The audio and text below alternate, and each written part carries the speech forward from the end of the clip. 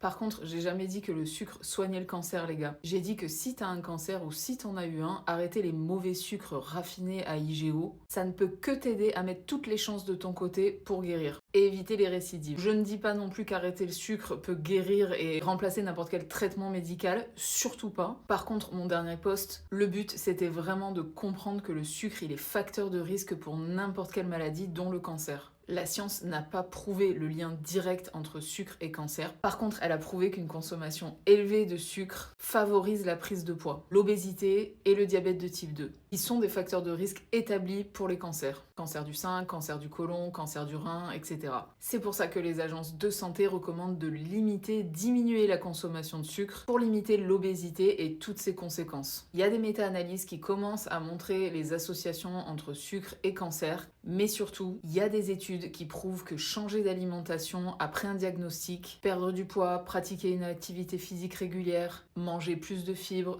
boire moins d'alcool et de boissons sucrées, manger moins de mauvais gras, tout ça c'est associé à de meilleurs indicateurs de pronostic et une réduction du risque de progression ou de récidive, voire même de mortalité. Et ce serait bien d'arrêter de rejeter en bloc les informations qui arrivent à vous. C'est pas parce que l'idée que le sucre joue un rôle dans pas mal de maladies est insolite pour vous qu'elle n'est pas vraie. Rappelez-vous, il y a 50 ans, on se marrait quand on disait que le tabac était super nocif pour la santé, on faisait de la pub pour les cigarettes, on montrait même des médecins en train de fumer des clopes dans leur cabinet. Donc ouvrez-vous à l'idée que non, le sucre n'est pas une bonne chose pour la santé et oui, il impacte le corps dans tout son ensemble et donc il joue un rôle dans pas mal de maladies, qu'elles soient physiques ou mentales. Vous pouvez bien sûr aller vérifier par vous-même sur le site PubMed, faites vos propres recherches. Sur ce, je vous souhaite une belle journée et je vous souhaite un happy body.